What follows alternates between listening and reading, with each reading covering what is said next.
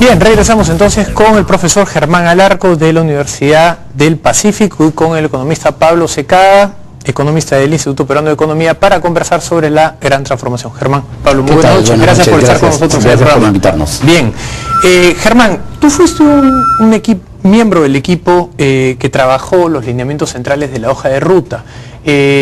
Muchas personas han comentado que también estuviste involucrado en la gran transformación, en el proyecto político. Mira, en realidad yo participé en los lineamientos, que se les llama mal llamados hoja de ruta, y no participé en la gran transformación porque precisamente en ese momento estaba terminando 2 documentos de investigación que tenían ya fecha perentoria, ¿no? Pero efectivamente participé nada más en los lineamientos centrales de política. Excelente. Aclarado eso, quisiera entonces preguntarte, ¿cuál es tu opinión de la gran transformación del documento, del plan de gobierno, digamos, que tiene como título la gran transformación? Mira, yo creo que primero hay que verlo al detalle. Yo justo había traído algunos párrafos iniciales sobre cuáles son los objetivos, cuál es la política macroeconómica de estabilidad que se propone y, digamos, podemos estar en acuerdo y en desacuerdo con algunos temas en particular, pero en general yo siento que la concepción general era más o menos razonable, con algunos temas discutibles y controvertidos que efectivamente debieron ser corregidos. ¿Te parece solo un plan económico? Porque mucha gente cree que la gran transformación se refiere solo a cambios económicos, pero hay mucho de cambios políticos. Totalmente de acuerdo, es decir, es un documento integral. Aquí traigo la estructura.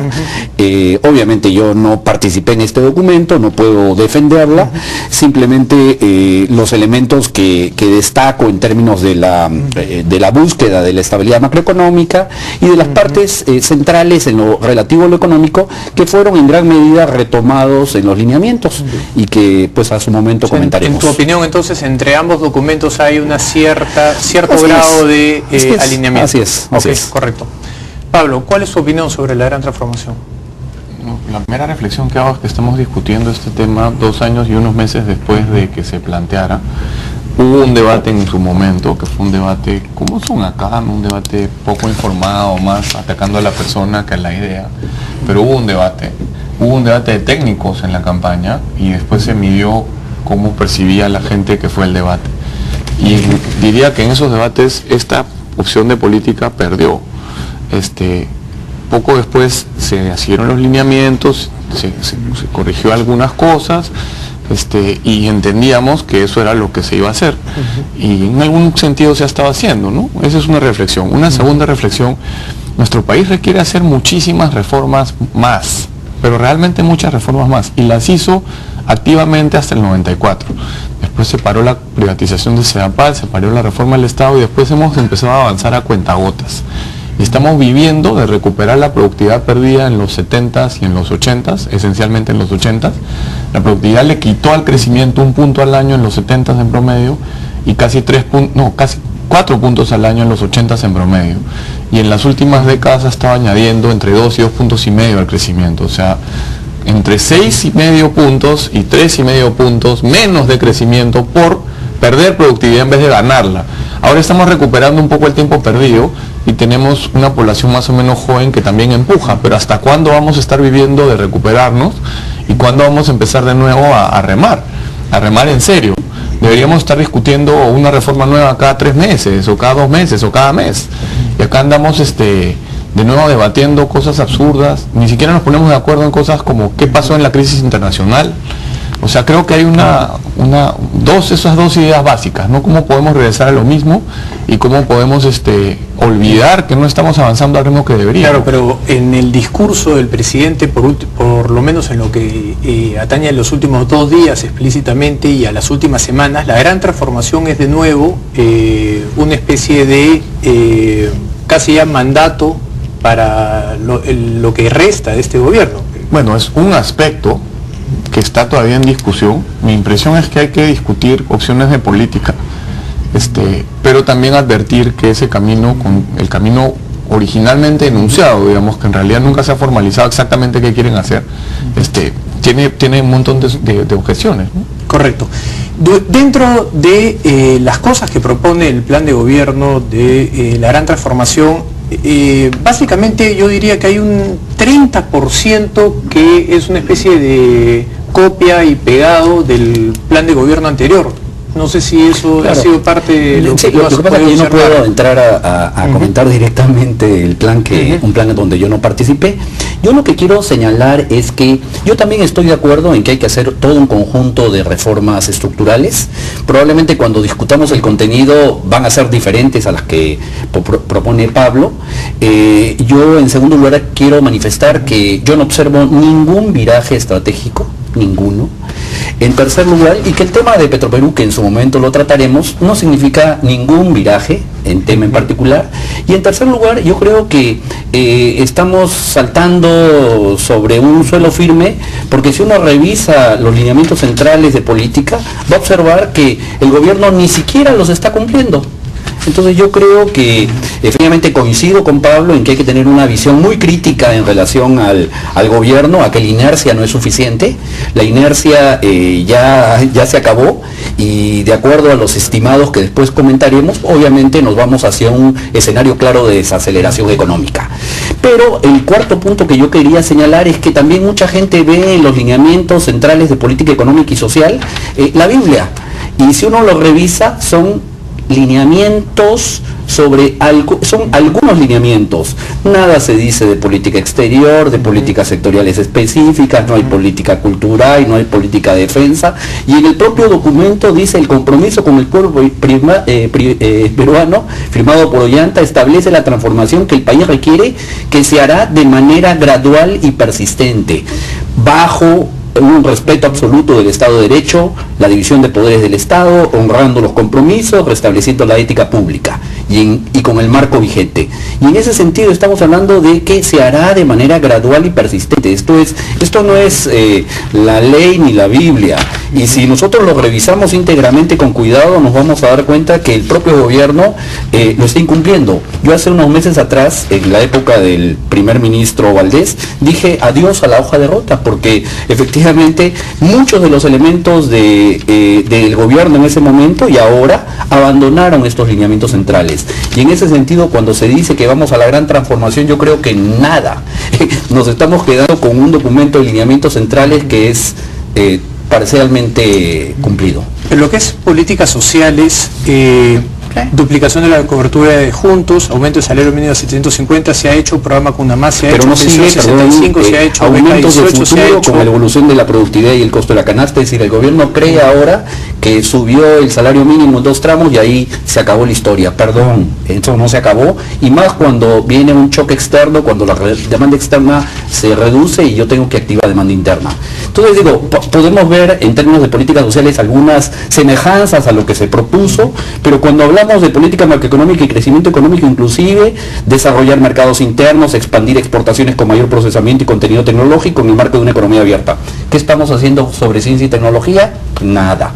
Entonces yo creo que estamos haciendo demasiado ruido por una cosa que ni siquiera cumplió la hoja de ruta, menos decir que el gobierno está en un viraje estratégico hacia la gran transformación. Pablo, tu opinión sobre el viraje. ¿Hay viraje o no hay viraje? O sea, esto de Petro me parece que es un tema que no se ha medido bien qué señales se están enviando, ¿no? O sea, ha habido mucha preocupación entre personas que son más o menos bien informadas. También hay un grupo de empresarios muy conservadores que salen a hablar de Venezuela. Ya. Chávez se ha muerto, que yo sepa, ¿no? Y en mi opinión y la de la gente que vive en Venezuela, Maduro va a tener serios problemas para conducir Venezuela de la manera en que lo condujo Chávez. Entonces, me parece que están viendo fantasmas, ¿no? Por otro lado, la señal que se ha enviado, insisto, es una pésima señal. O sea, si lo que se quiere es que el Estado tenga una mayor participación en la industria de hidrocarburos y que haya más competencia, hay mecanismos para hacerlo que son perfectamente consistentes con lo que se ha estado intentando hacer o no en los últimos años. Y creo que se puede plantear ese tipo de opciones sin ningún problema, ¿no? O sea, mira, en el tema, si ya queremos entrar al tema de hidrocarburos, hay un gasoducto que se tiene que construir entre Pisco y Lima para traer GLP, que está esperando a que el ministro de Energías y Minas lo firme. Y en mi opinión hay un abuso de posición de dominio en el mercado de GLP por parte de Pluspetrol y Repsol. Entonces empieza firmando el bendito contrato, ¿no? Mete Indecopi, bien asesorada, imagínate pues Frontier Economics, Nera Consulting, asociada con una empresa local, entrando a mirar el mercado y a encontrar si hay o no abuso. Yo creo que lo van a encontrar más o menos fácil, y después sancionando y haciendo los cambios legales que haya que hacer para que no se repita el caso. Entonces, ese es un caso en el cual efectivamente hay que fortalecer un poco Indecopi, pero ahí están las cosas que hay que hacer. Una es firmar un papel y la otra es convocar un grupo de personas para mejorar la capacidad de Indecopi y hacer lo que hay que hacer. En el tema inclusive de refinación, hemos entrado a un debate que es absurdo, lleno de mitos y de medias verdades. Lo que yo haría si estuviera en los zapatos del presidente y los ministros es una refinería operada por privados en Talara, limpia, cierra las otras 2 refinerías y el Estado, si quiere asociarse con esa refinería, se asocia y se acabó. Y no sé qué estamos discutiendo, ¿no? Eso es perfectamente viable, es más eficiente para la sociedad y nos ahorra miles de millones de dólares que tienen un costo de oportunidad inmenso en programas de nutrición, en carreteras, en caminos, en miles de otras cosas, ¿no? El costo de oportunidad que no se está discutiendo, ¿no? Que no se discute, ¿no? Parece que eso fuera maná del cielo, ¿no? Y después se empiezan a soltar unas teorías. Primax le vende ENAP, la empresa chilena, le vende al del Estado chileno, le vende a nuestro país diésel limpio, ¿no? Que en esencia se vende principalmente en la cadena Primax en la que son accionistas. ENAP el año pasado perdió más de 300 millones de dólares. Este año ha recuperado más de 50, pero está vendiéndole su participación en Primax al Grupo Romero. Si el Perú quiere limpiar el diésel en su propia refinería, hace lo que te estoy diciendo. Encima en el mundo hay un exceso de capacidad en refinerías y las están vendiendo. Se podría traer una refinería que esté mucho mejor que estas dos, que tenga un poco de uso, y sería mucho más barato hacerlo. Se hace entonces una licitación pública internacional, o en el camino de una nueva o en el camino de una usada. Si nos parece que es un objetivo nacional limpiar el diésel y que no lo limpien, lo hacemos. Pero a ir por el camino en que estamos yendo, en que hay que meter entre 3 y 5 mil millones de dólares en limpiar Pampilla y Talara, es una locura, punto. No hay que ser nacionalista, liberal, hay que sumar. Y sumas y te sale que no funciona. Claro. Yo me imagino que parte del miedo con el tema de la gran transformación es, por un lado, la reiteración por parte del presidente sobre el tema. Ayer en Cusco ha hablado bastante sobre la gran transformación, el día de hoy ha vuelto a hablar sobre eso, y claro, cuando uno mira la gran transformación, aparece el Estado empresario por todos lados. Habla de hidroeléctricas, empresas aéreas, marina mercante, telecomunicaciones, reinstaurar de alguna manera el FAM, el CIMA, el INDAER, habla de Petroperú, los puertos, ENAPU. Me imagino que por ahí va el miedo, ¿no? Claro, yo quería comentar 4 asuntos a propósito de lo que plantea Pablo. Voy a ir a las coincidencias. En este documento que se llama Lineamientos Centrales de Política Económica y Social, se dice en políticas de regulación, fortalecer los mecanismos de defensa de la libre competencia y protección al consumidor, fortalecer la autonomía y eficacia de los organismos reguladores. Eso no lo ha hecho el gobierno. Porque yo también creo que el ámbito de acción en términos de la defensa de la libre competencia, todo el mundo lo vemos muy gracioso que haya entrado una AFP y que ya eran 5 y ahora son 3, y no hay autoridad alguna que opine sobre el tema, como en la mayoría de los países del mundo. Esto es, hay factores claros en términos que nos llevan a una mayor concentración del poder económico en el país, y la autoridad en todo el mundo que ve esos temas es Indecopi, y hay un proyecto de ley que duerme el sueño de los injustos en el Congreso. Primer tema. El segundo tema es, y ahí la diferencia con Pablo, él dice, con la privatización avanzamos. Yo creo que lo que hicimos, no voy a entrar a todas las privatizaciones porque sería absurdo, en términos de las privatizaciones en los 90 con Petroperú fue un absurdo completo. En este caso es, o desapareces la empresa, o la mantienes. Lo que se hizo a final de cuentas fue una locura. Yo creo que en realidad es un milagro que Petroperú haya seguido operando y que haya mostrado resultados positivos, porque es absurdo dejarle a una empresa el negocio menos rentable. Y ahí coincido plenamente cuando uno hace los análisis de esta actividad a nivel internacional. No es una actividad que pierda, es una actividad de 3% de utilidades respecto de las ventas. Es la utilidad menos rentable, es la parte del segmento digamos productivo menos rentable respecto de lo que sería el upstream, donde es 40. Esto es un negocio integrado, y lo que hicieron los privatizadores de los 90 es partirlo por pedacitos y dejarle el hueso a ¿cómo se llama? A Petroperú. En ese sentido, lo que se está buscando no es de este gobierno, es de una ley desde julio del 2006, es una bandera anterior a este gobierno, que es permitirle que se integre. Después voy a coincidir, porque yo creo que efectivamente la salida no va por el lado de comprar la Pampilla. El costo adicional de ampliar la capacidad de refinación en Talara de actualmente 65.000, llevaría a 95.000 y a 160.000 sería 300 millones de dólares adicionales. Con 300 millones de dólares adicionales me evito meterme con otra institución más cercana a Lima llamada La Pampilla, que tiene pasivos en firme y pasivos contingentes muy grandes, y que el mercado pues resuelva lo que va a pasar con los activos de Repsol. Es decir, el gobierno no está para rescatar a empresas privadas. Y sobre el tema donde también difiero, yo llevo 10 años en la actividad petrolera, digo, me he metido en muchos temas, no hay eso de que empaqueto refinerías viejas y las traslado, disculpa.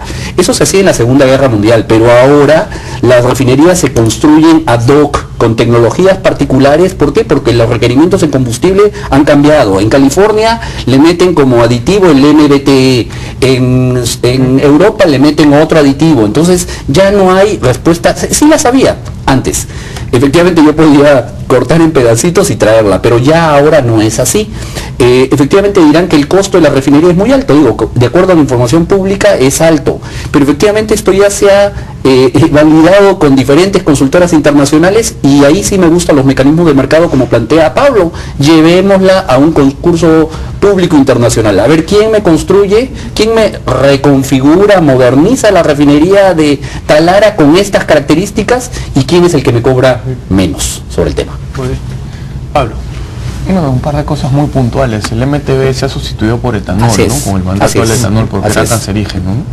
Esto me lo han dicho, yo conozco mucho menos que otros, pero personas que conocen mucho, ¿no? En cualquier caso, la alternativa es parecida, es que tengas una buena refinería limpia, en vez de que estés metiendo un montón de dinero en 2 refinerías antiguas para limpiarlas, ¿no?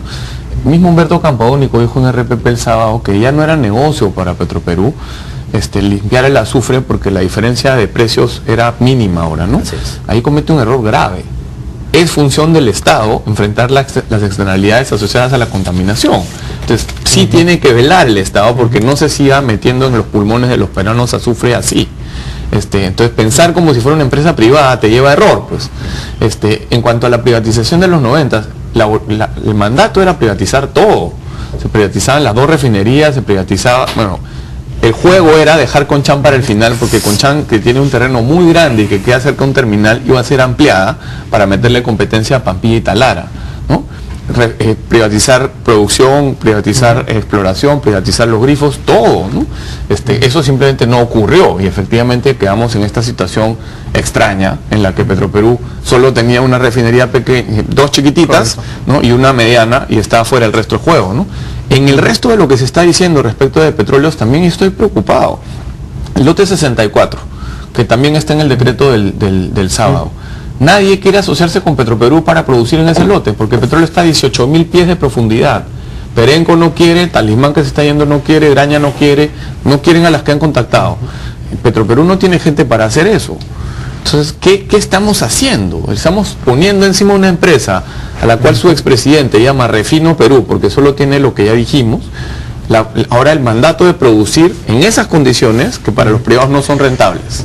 Que además se necesita bastante conocimiento y tecnologías por eso, modernas entonces, que no tenemos. ¿cuál es la lógica? ¿Es una lógica que tiene sentido de negocios, que tiene sentido económico-social? ¿O es una lógica política? Yo creo eso. Bien. Vamos a hacer una breve pausa, regresamos luego de una breve pausa. Bien, regresamos a la mesa de conversación con Germán Alarco y Pablo Secada. Hace pocos días en el Foro Económico Mundial, el presidente Ollanta dijo, y voy a citarlo, de una experiencia fuertemente pública en la actividad económica en la década de los 70 hemos pasado al otro extremo, de reducir al Estado su mínima expresión. Hoy lo que venimos construyendo es una actitud más equilibrada, aprendiendo de ambas experiencias. ¿Hay un punto intermedio que sea económicamente sólido, defendible, digamos, Germán? Así es. 2 comentarios previos a lo comentado por Pablo. Simplemente comentar que yo sí veo el tema del lote 64 como un gran paso. Tiene 2 pozos productivos pero cerrados, y eso está en la información pública, ¿no? Obviamente no voy a comentar información reservada. Esos 2 pozos simplemente cerrados se ponen a producir con poca inversión. Y estos dos pozos significan 7.600 barriles diarios. Esos 7.600 barriles diarios, en términos de lo que sería el valor bruto de la producción, son alrededor de 250 millones de dólares al año. Y el valor neto para Petroperú sería una utilidad inicial de 100 millones, a grosso modo mis cálculos, de 100 millones de dólares anuales. Y si lo llevamos al máximo, estamos hablando entre 100 y 300 millones de dólares por un lotecito, porque es un lotecito. Y en ese sentido no es correcto también afirmar de que no hay interesados, perdón, no se está buscando un asociado, es muy probable que lo que se busque es un contrato de servicios. Es una empresa de las que hay muchas en el ámbito internacional que están dispuestas a pagar a cambio de un porcentaje del precio o un monto fijo, y la diferencia entre el precio de mercado, 100 dólares, y el costo serían para el operador. Obviamente el prestador del servicio tendría una ganancia razonable de mercado. Donde yo coincido con Pablo es en el tema de cuál es la mejor opción económica en términos de abastecer la actividad de refinación en el Perú. Y creo que hay unas salidas económicas mejores que lo que se está comentando.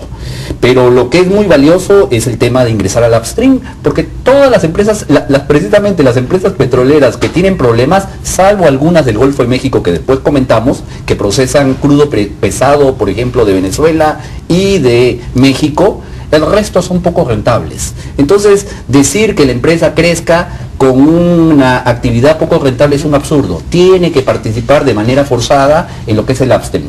Yo voy a comentar después en su momento lo que es la visión de la empresa, que está perfectamente validada con lo que se viene haciendo y no es de ahora, es de antes. Germán, ¿cuáles son los criterios a través de los cuales tú consideras el Estado debe ingresar a la actividad privada? ¿Solo la rentabilidad? No, simplemente te leo lo que es la misión de Petroperú: abastecer el mercado de hidrocarburos y energía con productos de óptima calidad y servicios competitivos, actuando de manera segura, rentable, de acuerdo con los estándares internacionales de industria, con responsabilidad socioambiental y contribuyendo como empresa del Estado a maximizar la renta petrolera a favor del desarrollo sostenible del país.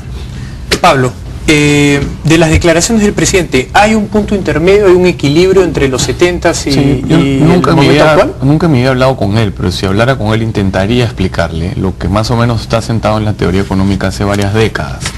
Y es que hay ciertas razones por las que el Estado debe intervenir en la economía, que son las que los tres somos economistas, se llaman fallas de mercado, ¿no? Que son los bienes públicos, los problemas de información, el monopolio natural y las externalidades, que están desarrolladas por diferentes economistas, Coase en algunos casos, Samuelson en otros, Akerlof en otros, qué sé yo, todos los cuales han ganado el Nobel de Economía por estas contribuciones, y que además hay consideraciones de equidad que son más subjetivas y que van desde visiones como la de Rawls o Sen hasta visiones más liberales de cuánto debe hacer el Estado para promover igualdad de oportunidades o oportunidades más parejas al menos, y que también hay fallas de Estado que limitan qué debe hacer el Estado y que en algunos casos, pese a que hayan razones para que intervenga, mejor es que no lo haga, ¿no? Y personas como Gordon Tullock, James Buchanan, George Stigler o Gary Becker han el efecto contribuido. de saturación, por ejemplo, ¿no? Temas de instituciones, temas de búsqueda de rentas, temas de rendición de cuentas, las grandes, en mi opinión, problemas que hay en nuestro país, ¿no? Entonces, esto no es así como que puedes ir a un lado o puedes ir a otro, pero yo voy por el medio. Esto es que esto está más o menos definido. En la línea de lo que he decidido, yo no entiendo cuál es la razón teórica que justifica la intervención del Estado en el sector petrolero. Entiendo que hay razones estratégicas, entiendo que hay razones geopolíticas, pero ¿cuál es la falla de mercado? Ya no hay monopolio natural en la refinación. ¿Por qué el Estado tiene que estar metido en este tema? Yo no entiendo. Hasta ahora pregunto y las personas con las que converso sobre estos temas no me dan una idea de cuál es la justificación teórica. Yo entiendo que no hay una. Bien, se me ha acabado el tiempo, pero quiero agradecerles a ambos, siempre los tenemos en el programa, y que va a haber tiempo para volver a conversar a de discutir este y otros los temas. Paradigmas de política económica, porque yo sí creo que hay diferencias y hay teorías. Bien, a teorías. Vamos entonces a tener otra mesa para conversar de esto. Les agradezco a ambos. Gracias Germán y a ti, Pablo. al contrario, gracias. Bien, vamos a una pausa y regresamos.